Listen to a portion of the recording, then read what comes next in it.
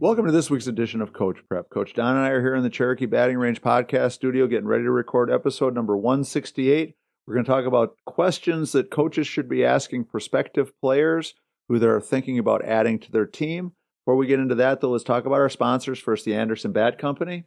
Everything Fast Pitch is very proud to have Anderson Bat Company as our presenting sponsor. Anderson Bat Company is using the latest and greatest bat technology to corner the market in the fast pitch world.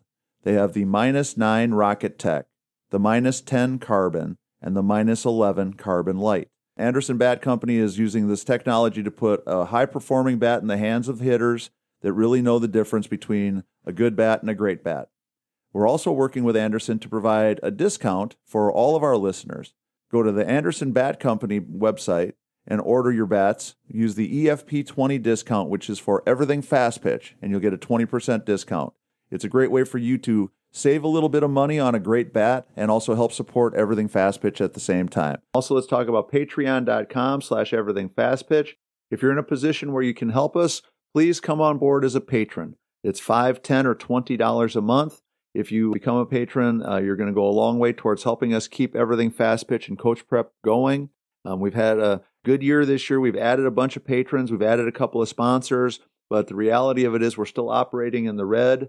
The number in the red has gotten a lot smaller, but we need to keep pushing the envelope to try to get some more people on board so that we can work on getting that number out of the red and into the black. So if you can, again, patreon.com/everythingfastpitch.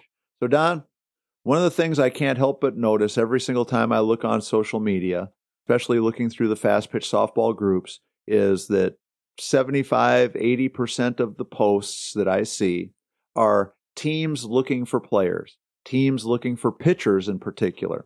And one of the things that I think has happened, and you can tell me if I'm crazy about this or not, that for a lot of teams, we've become so desperate to find players that sometimes I don't know that we're being as selective as we need to or as cautious as maybe we should be about how a player is going to fit into our team, how they're going to mesh with the team that we have, and kind of desperation has pushed us to the point of basically recruiting every player that might fit our needs versus trying to find the right player or the perfect player. No, I think that's for sure a true statement, Tori. We've worked so hard to get teams that have just the right number of players, and so everybody can be happy, everybody's playing, and as soon as things go wrong or we slip up in any way, injury or somebody moves away or gets disenchanted with the direction we're headed, we end up scrambling for another player, and it can be challenging. And just like you said,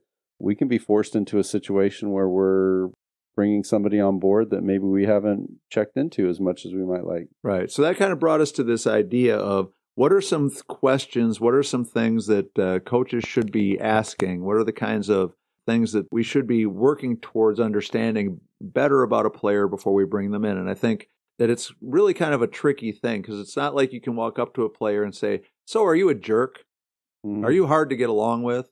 Do all your teammates hate you? Why are you available? Why is this your 5th team in 5 years?" And so trying to find a way to ask those questions as nicely and politely and friendly as we possibly can, but still asking those kinds of questions, right? The reality of it is that we've talked a lot about when a player comes onto a team, we hope that we're giving them a clean slate and letting them start from scratch. But I also think that there has to be a little bit of buyer beware mentality anytime you bring a new player into your team. I will never forget one of the funniest things I've ever heard a college coach say, and it's Carol Hutchins, who just retired from University of Michigan.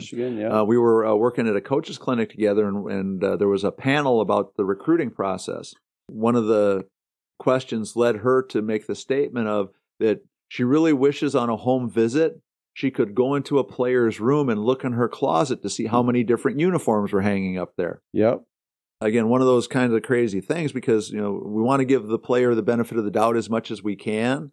But if a player's been on 5 teams in 5 years or 3 teams in 2 years and things like that, I think we also need to be aware of the fact that, there's some combination of events that have led to that happening. No, I think that's a super point. Again, if they've left a number of other teams, why would this be any different when they join ours? Right.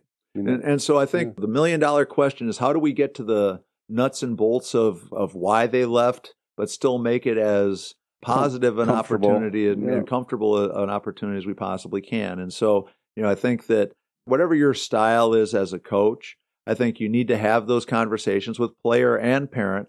I think it's something that you need to be delving into as politically correctly as possible.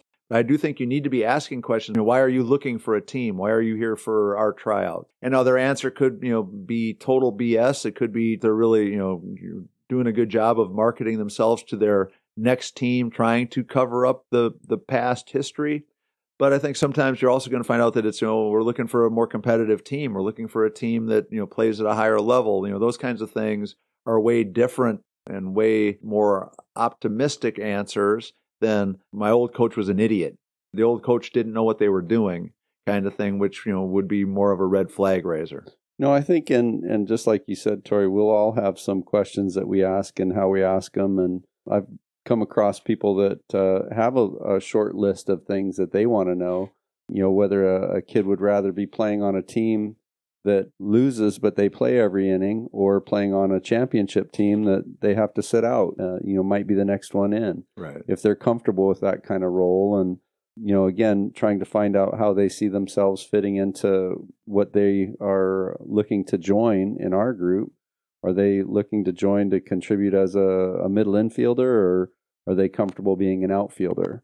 Because we may have other ideas as well. And, I find with a lot of our travel kids that train, many are only interested in staying close to home. Right. Some only want a 2 weekend a month commitment. And there's others that are like, my team's not playing enough tournaments on the weekends. We take 2 or 3 weekends off and then we play a tournament. I find myself picking up all the time. So I probably just need to be with one of these other teams that's playing all the time. And that's, how they see themselves interacting in, a much more active or busy setting. Right. So, yeah, to find those type of things out, I think is really insightful. But sometimes the really nitty gritty things we might need to be asking other people, and maybe not the player. Right. Well, family, see, right? but that's kind of the reason why I wanted us to talk about this, because I think we had a question a little bit ago on Everything Fast Pitch where basically a player had left a team, was apparently successful and happy and doing a really good job on their new team, and that old coach from the previous team was basically on a mission to torpedo this kid's career, trying to undermine new opportunities, unsolicited. It's kind of a hard thing, because I think depending upon how a player left their last team, it might be a 100% legitimate, understandable reason if we could see it as a third party looking at it from the outside in. But for both parts of the decision to leave a team, the coach that was there and the player that left, for them, it might be 180 degrees, diametrically opposed opinion. Coach might think it's the worst kid ever, and the kid might think it's the worst coach ever. And somewhere in the middle, the truth probably resides. Found, yeah.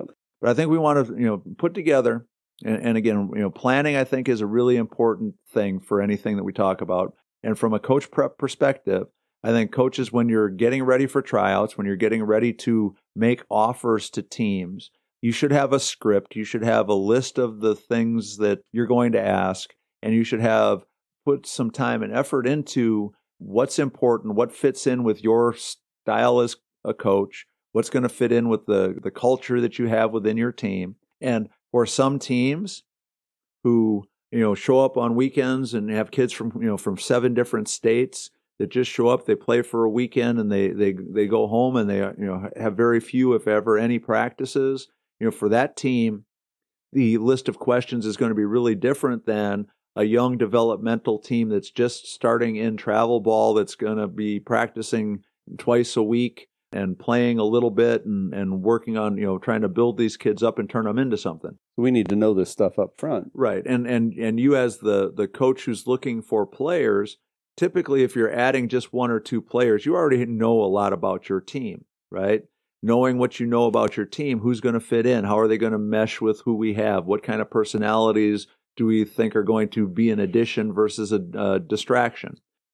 But put together a list, 5, 6, 7, 8, 10 questions. However you want to ask them is up to you. But, again, trying to be as non-threatening and as conversational as we possibly can. I always liked open-ended questions versus yes or no, because I thought the more somebody would share, right, and the more somebody talks about a situation, the more they kind of have a conversation about with you about what had taken place, what they're looking for, what their wishes are, what must-haves are. That it gives you a whole different feel to it than, do you expect to play 100% of the time? No. Yes. Do you expect to be the starting shortstop 100% of the time? Yes. Okay, well, as you said before, if it's a situation where, hey, we've got a really strong team, we've got, we've got a track record that proves it, we're looking for one or two players to come in and round out our roster, but we've got a really strong team coming back. We finished third in the nation last year, and we think we're going to be at least as good or better this year. So that means this is the kind of role players have. Even my best player sits out 10% of the time. My number one pitcher still only pitches 3 games a weekend, no matter what. We may have to shuffle positions to be the strongest we can be. Or we're at that recruiting age, and our primary goal is to make sure that the players who need to get seen. And so even though it might be your daughter's turn in the rotation, because she's already committed, that might mean when her coach or her potential future school is there, how are you going to feel We're going to juggle the lineup to make sure that she gets in, and that means your daughter might not play the exact number of innings this weekend. How's that going to go? How are you going to feel about that? Now, of course, you always have to be prepared for the fact that some people are going to answer however they think you're supposed to answer. But then it's on them. But again, that's where that conversation comes in, though, because I think most of us have a little bit of a BS meter, right? We can tell a little bit when somebody's just trying to give you the answer that they think you want versus somebody's being honest and reflective and really telling you what they believe. So I think, all of that's part of this process, but have the list, be prepared, go into it knowing you need to know more about this player than her batting average, her fielding percentage, the number of strikeouts she had, how fast her curveball is, or how many pitches she throws. Those are all secondary to how she's going to really fit in and blend in with your team. Tori, I really like the thought about the list, but when you say that, I mean, you really have to write a list. Don't have one in your head. Right. Because a lot of times when we get in front of people or when we're excited or distracted with all the meeting itself, a lot of times without that list, we forget about things. But also, too, during any of these conversations, we might come up with new things to put on our list. Right. And if it's a physical list, then it's easier to manage and keep up with and check off as you're going through the conversation. Well, and the other thing, too, about the list is it's just a way to keep you grounded in what you're really trying to do. If your team needs a pitcher and you're sitting there with a mom and dad and pitcher who's really talented, the I want to win games part of your brain can get overpowering and can overrule the I want to have a team that gets along and that I want to coach all year long. Skip a couple key lines on your list. Yeah, so you might dodge a couple of questions if you don't have them staring you in the face. Right. And again, now some people would still dodge those questions because the I want to win games part of their brain is so overpowering. But when that happens, the looking at that list of questions is going to hopefully keep you grounded. Yeah. And if you don't, if the I want to win part wins, don't be shocked when you didn't win as much as you should have, because there really was a reason that she's been on 7 teams in 6 years. And if you'd done a little bit more homework on the front end, a little bit more of that preparation in advance, you might have been able to save a little bit of that aggravation. Well, I was going to say, and you're looking out for everybody when we're more thorough like that. So that's going to wrap up number 168. As always, please support Anderson Bat Company and go to patreon.com/everythingfastpitch. As always, if you have questions, comments, ideas, suggestions, reach out to us at everythingfastpitch@gmail.com or fastpitchprep@gmail.com. Coach Don and I want to make sure we're talking about stuff that you're interested in, and we really do appreciate the feedback. Also, make sure you go to the fastpitchprep.com website. Order your Square Cuts training discs there. They're $49.95 a dozen. If you order them right now, we're going to try to get them to you in time for Christmas. So for Coach Don McKinley and our producer Stan Lewis, this is Coach Torrey saying thanks for listening. We'll talk to you again next week.